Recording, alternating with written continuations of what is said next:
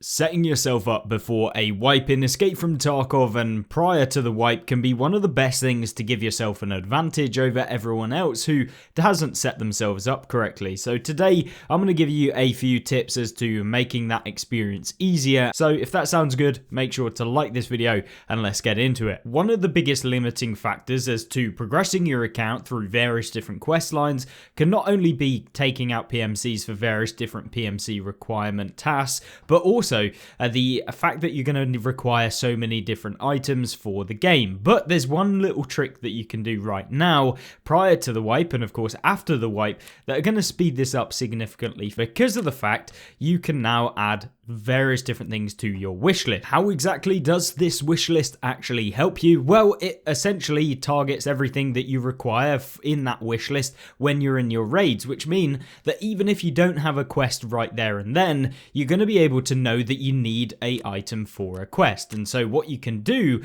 prior to the wipe is actually, because your wish list will remain the same after the wipe, is be able to go through all of the different items that are required for various different quest lines that you are trying to complete.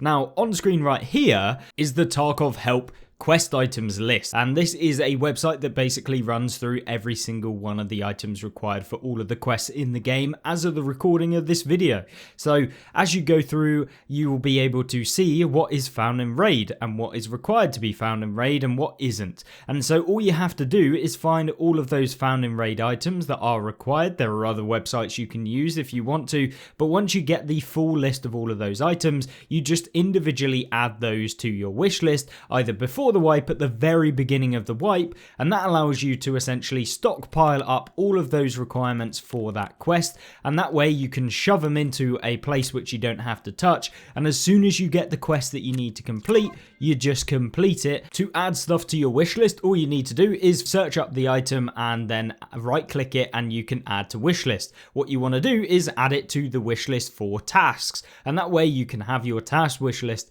all set up ready to go for when the next wipe actually happens. Now, we've been talking a lot about tasks, but what do you know and which ones do you need to complete in order to get yourself to where you want to go? If you're going for Kappa, which quests are required? If you're going for Lightkeeper, what quests are required? Well, this website also gives you the feature of being able to go through every single one of the tasks required and also all of the branches that lead off of various different quests, making it very easy to pinpoint which quests you need to complete for the objective you're trying to go for. Now, having an actual guide as to which way to go through each of the quests is kind of one of the best things that you can do, and that way you can focus down on the quests that you need to complete and disregard some of the other ones that aren't required for the things you're after. And so this allows you to not only be able to see graphically how you can go through each of the different quests, but it also gives you all of the requirements, whether they are required for Kappa, for example, and you can then pinpoint those quests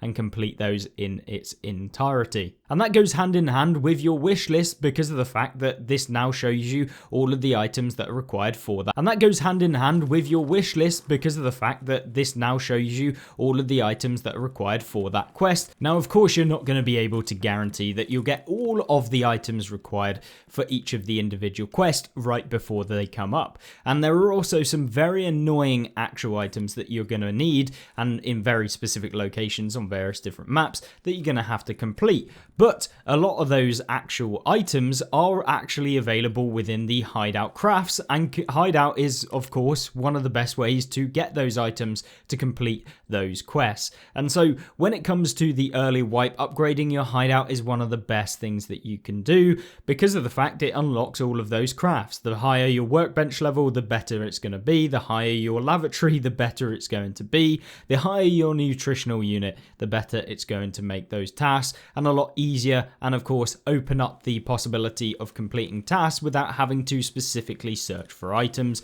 which in my opinion saves me so much time, as well as unlocking yourself some extra crafts that you can use for ammunition and various different other things. The hideout is very, very crucial. And of course what you can do in addition to the wish list for your tasks is you can actually create the wish list for your hideout, and this is going to give you all of the upgrades for all of the tasks, and you can find it on this website right here, and this website will be linked in the description alongside the other websites that we've talked about and are going to talk about in this video, so I'd highly recommend checking these out. And of course there are alternatives that you can go and find. These are just the ones that I prefer. First things you're going to want to get is a scav junk box. This allows you to store all of those items that you have been farming into one specific area which you just don't touch. The scav junk box, one of the crucial things to get at the beginning and one of the first investments that you should make on your account, and spend those 1 million rubles in order to get that. Now, one of the things that I see people doing all of the time is spending way too much time doing scav raids, because although scav raids are useful and they have their place within the Tarkov experience, they can be very problematic when it comes to getting your account to where you want to go, because of the fact that you're spending a lot of time grinding out scav raids in order to either get the rep up, or simply you're just spending time looting up items that aren't required for any of your quests. You cannot complete any of the kill tasks on PMCs when you're doing your scav raids, and so it just becomes a very big time sink that you could be spending elsewhere. Now, they do have their place and they can be useful to get certain items, especially if you're going for the various different tech items. There are very good maps like Lighthouse, and of course you've got yourself Interchange where you can go on and there's lots of spawns with a ton of tech items around that you can use to upgrade your hideout, or simply just gather materials and make a bit of money alongside actually doing your raids to fund your raiding account. That is what the whole experience of a scav is supposed to be, to go out, gather up items and be able to fund your PMC, not to just simply loot up tons of items and then make money from those items, because at the end of the day, although you'll have a short-term gain in terms of the money, you'll end up later on down the line realizing that your PMC is severely under-leveled and you're fighting against people that are way too over-leveled, and essentially you're going to be very far behind in both the weapons and the armor departments to be able to effectively take these guys out. And talking about taking people out, what you want to be able to do is to get multiple quest lines done in one singular run, whereby you can take out a PMC but it counts for 2 PMCs because you've got 2 quests going on at the same time. Now, one case in point example of this is once you've completed the quest Acquaintance from Jaeger, what you can do is you can complete 3 tasks in the exact same time frame. You have the Survivalist Path, Unprotected but Dangerous, you've got the Tarkov Shooter Part 1 and Part 2, which can all be completed at the exact same time. So if you make all of those 3 tasks in one, you have essentially tripled your progress towards the task that you're going to complete, and it saves you a ton of time. That's 3 times faster. You should not be doing these individually. You should try and maximize the amount of time that you're spending on the game and get as far as you can with those tasks. This is of course not just exclusive to that couple of quests that I've mentioned, but it's also available to a wide variety of other tasks that you can complete within the game. Often there's a lot of any location tasks which require you to do certain things, which you can combine with a certain maps requirement task, such as killing 5 PMCs within Interchange, and you can also headshot 5 PMCs as an any location task. For example, you could take out 5 PMCs on Interchange, headshotting each and every one of them to complete 2 tasks. This is something you should always be looking for, and it's what the very elite players of Tarkov will be trying to do to save themselves a ton of time and focus down on all of the quest lines to get towards Kappa